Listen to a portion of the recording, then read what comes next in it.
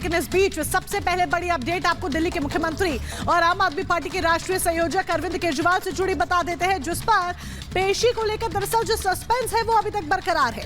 ED ने 9वां समन 9th notice जारी किया है। उसके बाद तारीख आज की दी थी, यानी कि 21 मार्च, जो तारीख जब अरविंद केजरीवाल को ईडी के समक्ष पेश होना है। 9वां समन है, लेकिन देखना होगा अरविंद केजरीवाल आज पेश होते हैं या नहीं होते हैं, या फिर कोई बहाना बनाते हैं, या फिर जिस तरीके से आम आदमी पार्टी बार बार ईडी के समन को, ईडी के नोटिस को गैर कानूनी करार दे रही है और पेशी के लिए अरविंद केजरीवाल नहीं पहुंच रहे हैं। इस बार भी कुछ वही स्टेटमेंट, वही तस्वीर देखने को मिलती है, क्योंकि ईडी ने केजरीवाल को अब तक 9 समन भेजे, जिसमें से एक में भी पेश नहीं हुए हैं अरविंद केजरीवाल। ऐसे में सस्पेंस जो है वो लगातार बरकरार है कि अरविंद केजरीवाल पेश होते हैं या नहीं। दरअसल ईडी ने दिल्ली के मुख्यमंत्री अरविंद केजरीवाल को पूछताछ के लिए 9वीं बार समन भेजा है, जिस पर केजरीवाल को आज पेश होना है। अब केजरीवाल पूछताछ के लिए पेश होते हैं या फिर नहीं, इस पर निगाहें टिकी रहेंगी। अब तक ईडी के 9 समन के बावजूद पूछताछ के लिए अरविंद केजरीवाल पेश नहीं हुए हैं। केजरीवाल पर गिरफ्तारी की तलवार लटक रही है और कल दिल्ली हाईकोर्ट में से भी उन्हें कोई प्रोटेक्शन नहीं मिल पाया है। रिपोर्ट देखिए।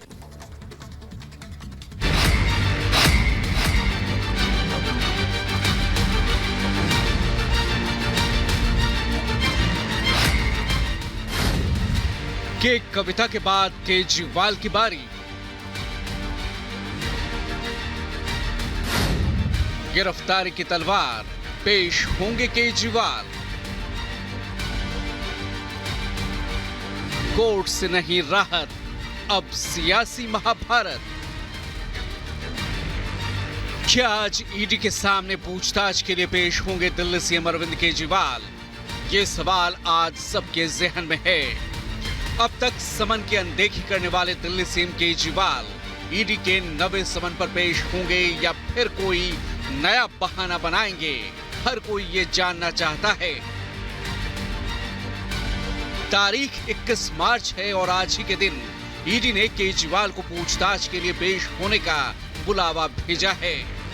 केजरीवाल और आम आदमी पार्टी ने बार बार सार्वजनिक मंचों से ये साफ किया है कि ईडी की मंशा केजरीवाल को गिरफ्तार करने की है, लिहाजा वो बार बार तकनीकी सवालों की आड़ में कभी ईडी के समन पर सवाल उठाते हैं, तो कभी इसे गैर कानूनी करार देते हैं, तो कभी खुद हाईकोर्ट का दरवाजा खटखटाकर समन की वैधता को चुनौती देते हैं। हालांकि कल दिल्ली हाईकोर्ट में हुई सुनवाई के बाद केजरीवाल को कोर्ट से कोई राहत नहीं मिली। कोर्ट ने केजरीवाल को फिलहाल कोई प्रोटेक्शन नहीं दिया है। हाईकोर्ट में सुनवाई के दौरान केजरीवाल के वकील से कोर्ट ने पूछा, आखिर पेश क्यों नहीं हो रहे केजरीवाल? ईडी के सामने पेश होने में दिक्कत क्या है? ईडी के सामने पेश नहीं होने पर कोर्ट ने सवाल उठाए। अब तक केजरीवाल को 9 समन भेजे जा चुके हैं और समन के खिलाफ हाईकोर्ट में केजरीवाल ने अर्जी दाखिल की थी। केजरीवाल को फिलहाल हाईकोर्ट से कोई प्रोटेक्शन नहीं मिला है। हालांकि हाईकोर्ट में केजरीवाल के वकील अभिषेक मनु सिंघवी ने कहा कि वर्चुअल पूछताछ के लिए केजरीवाल तैयार हैं। सिंघवी ने हाईकोर्ट से केजरीवाल को गिरफ्तारी से प्रोटेक्शन देने की भी मांग की, लेकिन फिलहाल ये राहत केजरीवाल को नहीं मिली। ऐसे में केजरीवाल आगे क्या करेंगे और अब आगे ईडी का क्या रुख रहेगा, ये देखना भी दिलचस्प होगा। अरविंद केजरीवाल जी को ईडी बार बार समन्स भेज रहा है। इन समन्स को चैलेंज करने के लिए, ये समन्स कानूनी है कि गैर कानूनी है, इस पे फैसला करने के लिए अरविंद केजरीवाल जी ने हाईकोर्ट मूव किया। ईडी ने इस पिटीशन का बहुत विरोध किया। ईडी ने हाईकोर्ट से बार बार कहा कि इसको खारिज किया जाए, लेकिन ईडी के पुरजोर विरोध के बाद भी हाईकोर्ट ने इस मैटर को सुनने का निर्णय लिया है।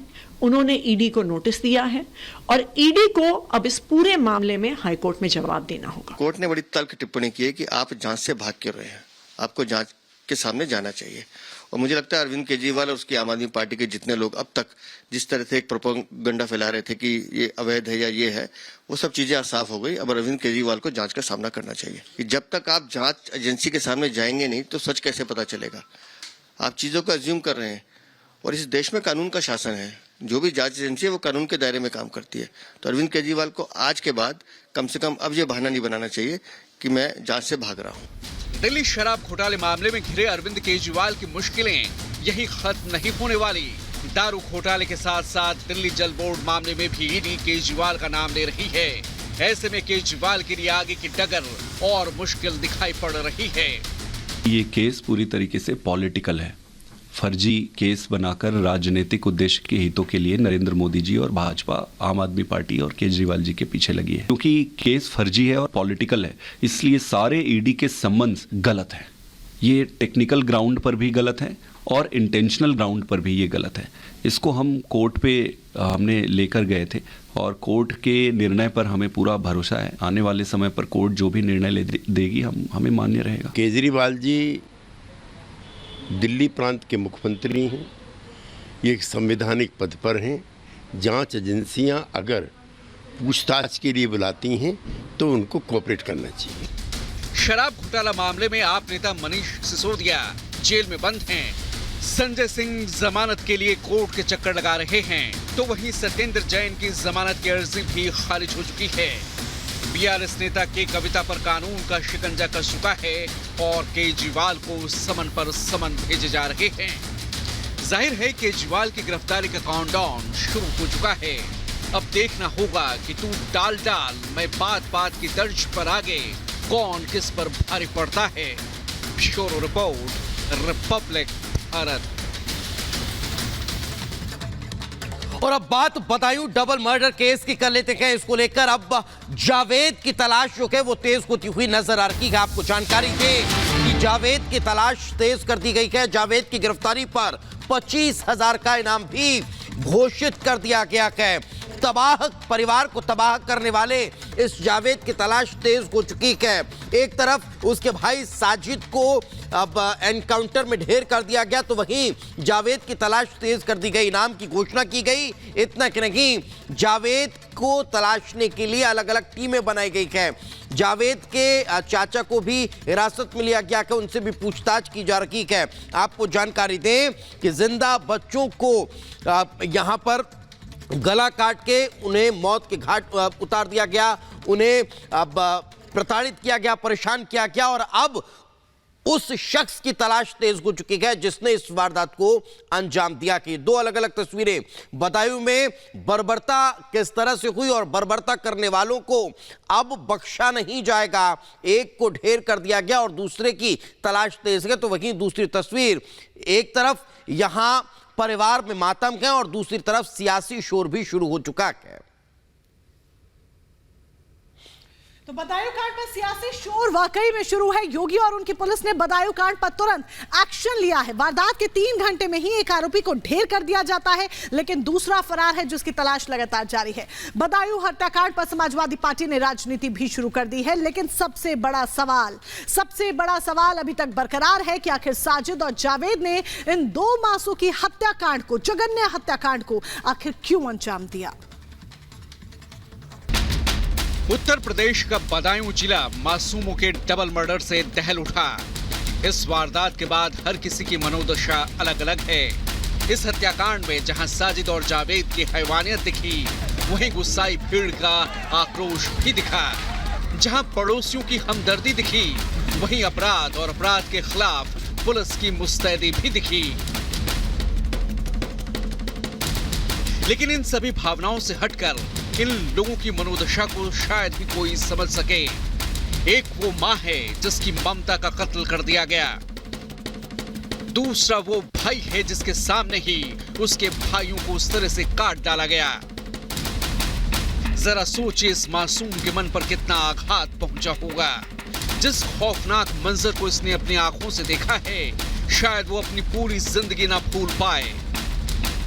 से ऊपर ले गया था। क्या बोलकर ले गया था? कर ऊपर सब चीजें दिखा दो। फिर मेरे छोटे भाई से चाय मंगवाया, मैं सबसे छोटे वाले भाई से पानी मंगवाया। फिर मैं बड़े भाई को तो पहले ही मार दिया, फिर मेरा जैसे छोटा वाला भाई पानी लेकर आया उसको भी मार दिया। फिर मैंने देखा मेरे भाई पड़े था, उनके अंदर से बहुत सारा खून निकल रहा था। इस मासूम ने अपने भाइयों को बचाने के लिए शोर मचाया, अपनी मां को बुलाया, लेकिन हत्यारे अपने मंसूबे में कामयाब हो गए थे। एक मां की गोद उजाड़ चुके थे। ये मां जब तक कुछ समझ पाती, उससे पहले साजिद और जावेद मौके से फरार हो गए। उससे ऊपर ले गया, ऊपर ले जाके छोटे को भेज दिया कि तू जा पानी ले आ और मुझे आइस तू आ जा हमारे साथ।